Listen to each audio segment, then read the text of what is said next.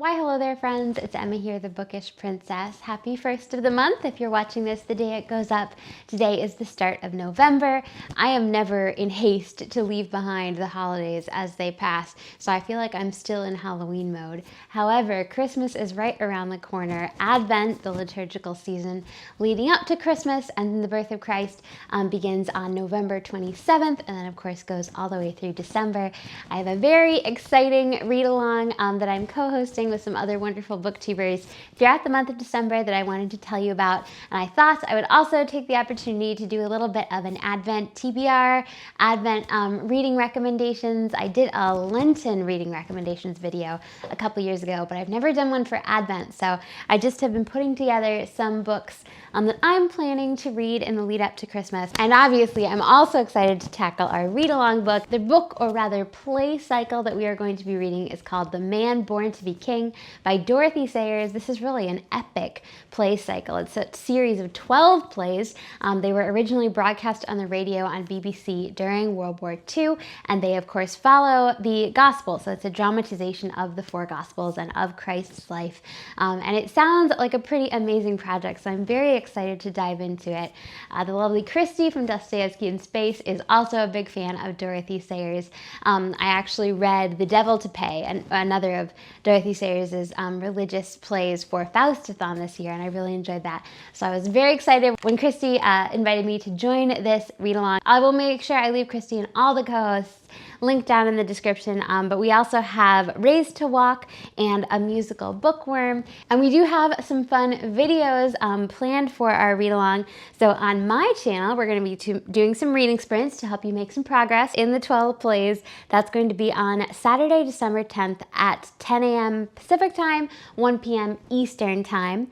And then our finale live show will be on Christy's channel, and that's going to be on New Year's Eve, December 31st at 10 a.m. Pacific, 1 p.m. Eastern. And I'm sure I'll mention these dates again as they get closer, but hopefully you can join us for those. I've mentioned Dorothy Sayers many times on my channel. I feel like with every book that I read of hers, I just become more and more of a fan. I think she's really up there now. I always say my top 3 authors are Jane Austen, P.G. Wodehouse, and Elizabeth Goudge, but I think I can safely add Dorothy Sayers as the 4th author. She wrote the Lord Peter Wimsey mystery series, which is so delightful. It's like Bertie Wooster, entered an Agatha Christie novel, but it's so literary, so well read. I don't know if I think they're out of sight, but I have them up there on that shelf. And another book I've talked about is Letters to a Diminished Church. This is nonfiction. These are passionate arguments for the relevance of Christian doctrine. They're a collection of essays and talks that she gave, and I think it'll be really interesting to read The Man Born to be King, because this kind of talks about, just from Dorothy Sayers' own perspective and experience, her feeling about the importance of the Christian story and of Christ, and looking for ways to reignite it in modern times. And I think then The Man Born to be King was, that literary effort. C.S. Lewis loved to read this. It was very popular and talked about a lot when it first came out. You can get an Audible version of it. I haven't decided yet. I'm definitely going to get the book print version of it, but I could get the audiobook. I don't know, I'll have to decide. As I was looking up versions to buy, there looks like there's a new version coming out in January with new annotations. I love Dorothy Sayers so much.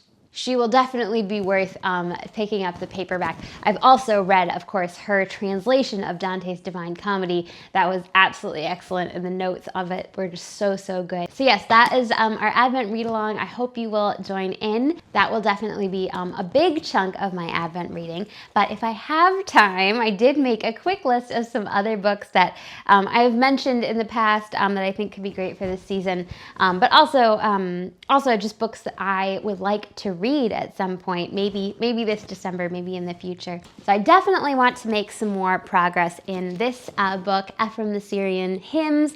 This is Classics of Western Spirituality by Paulist Press. I did read a little bit out of this in a recent fall reading blog. The first hymn in here is actually set during the Christmas vigil, so before, leading up to when Christ is born, and it's just so beautiful. I first came across an excerpt excerpt from one of the hymns in my Magnificat. So I'm really excited to have this on my shelf. Really, this series, Classics of Western Spirituality, would be excellent for Advent. I have them all right here. Here, I'll just pull out two of my favorites, which are Julian of Norwich, Showings. There's a long and a short version of this, and Julian of Norwich, one of her famous sayings is, all shall be well, and all shall be well, and all manner of things shall be well. So this is really beautiful. And then also Teresa of Avila. This is The Interior Castle. This is so beautiful. I do want to read at some point her autobiography. One memorable anecdote from Teresa of Avila's life I came across in a Dorothy Day biography, and she recounts this episode where Teresa of Avila is riding along on a donkey and she gets thrown off, and God says to her, "This is how I treat my friends." And so Teresa of Avila shoots back, "That's why you have so few of them." And I just love that kind of matter-of-fact, like, close relationship with God where you can voice those kinds of frustrations. Actually, there's another Classics of Western Spirituality which I really want to buy, and that is Hildegard of Bingen. I think it's called Scipius. It's a collection of her visions. Teresa of Avila is one of the doctors of the church, and Hildegard of Bingen, I think, is also a doctor of the church. It's just so inspiring to read these works of saints and the faithful of the past, because their struggles are very relatable in spite of the fact that, they lived a couple hundred years ago. There are a lot of things about the human condition and the fight for faith that don't change. So it's really inspiring to read these. I recently came across a BookTube channel. I believe it's called The Biblical Bookworm, and she reviews many different classics of Western spirituality and Christian writers, and a couple of the books that she has talked about that I'd like to read during Advent are about the Virgin Mary, and I just think that would be a wonderful time, Advent, to read about Mary and become closer to Mary. I think the Hail Mary is probably my go-to prayer that I just say whenever anything kind of gets me confused or frustrated. That's my go-to. So I think it would be really beautiful to read some of these saints' writings about her. Saint Louis de Montfort was one of the authors that I noticed on that channel, and also Saint Alphonsus Liguori, The Glories of Mary. So I have to do a little more research and decide which one I'll try to pick up, and who knows? This is such an ambitious list. I'm not going to have time for this in this Advent, but I can chip away at it maybe throughout next year, throughout future Advents. This TBR is very dangerous because I'm already buying The Man Born to be King, and I'm pretty sure I'm going to buy that Hildegard of Bingen book, but I'm debating whether or not to buy a Blessed is She Advent devotional. These are actually two Lenten devotionals that I've used in the past, She Who Believed and All She Had. You have a story, you have pages for writing, you have Bible readings, and different reflections, and they're just kind of a nice way to mark the season and to deepen your faith throughout Advent or Lent. So I've never tried an Advent journal, and I think maybe this will be the year that I do one. And then this is a book that I already read, so not adding to my TBR, but I thought it'd be fun to mention because I thought it was just really beautiful.